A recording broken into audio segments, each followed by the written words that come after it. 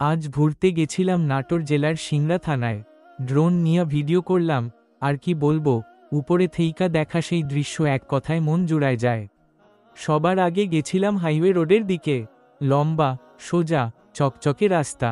মনে হইতেছিল যেন কোন সিনেমার শুটিং হইতেছে। রাস্তার দুই পাশে যতদূর চোখ যায় শুধু সবুজ ধানের ক্ষেত। বাতাসে দুলতেছিল ধানের শীষ, ছলা ছলা শব্দে যেন প্রকৃতি নিজের গানের সুরে নাচতেছিল। হালকা রোদ পড়তেছিল পাতার গায়ে, দেখতেই শান্তি লাগে। রাস্তার উপরে গাড়ি চললেও খুবই নিয়মে, কোনো হইচই নাই। রাস্তাটা এত পরিষ্কার পরিচ্ছন্ন আর এত পরিকল্পিত, দেখে মনে হইল এলাকার উন্নয়নের ছোঁয়া অনেক আগেই লেগেছে। এরপর গেছিলাম সরকারি টেকনিক্যাল স্কুল অ্যান্ড কলেজে। বাহ, কি সুন্দর একটা জায়গা! উপরে থেইকা ড্রোনে দেখি সব ভবন একদম গুছানো, ছাদের রং, গার্ডেন, সামনে খোলা মাঠ, সব কিছুই সাজানো গোছানো।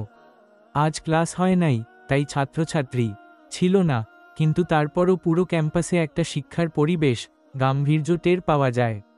এই স্কুল থেইকা অনেক ছেলেমাইয়া টেকনিক্যাল শিক্ষা নিয়ে জীবন গড়তেছে।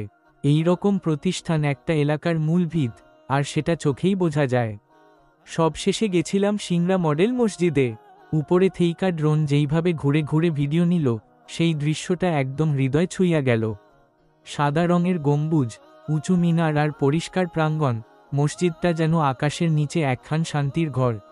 মসজিদের চারপাশে গাছগাছালি, হাঁটার জায়গা, সবকিছু এত পরিপাটি, এত সুন্দরভাবে করা, দেখে বোঝাই যায় এলাকাবাসী কত যত্ন করে রাখে এই জায়গাটারে। এই তিনটা জায়গা, highway road, technical school and college আর মডেল মসজিদ, সব মিলায়া সিংড়া থানার উন্নতি আর আধুনিকতার একটা পরিষ্কার চিত্র। প্রকৃতি আর পরিকল্পনার একসাথে চলা যেন এখানে বাস্তবে দেখা যায়। এই ঘোরাফেরার অভিজ্ঞতা আমার মনে অনেকখানি শান্তি আর গর্ব নিয়ে আসছে।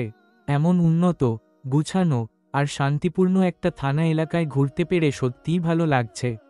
ড্রোনের ফুটেজের মাধ্যমে আজকের দিনটা অনেকদিন মনে থাকব।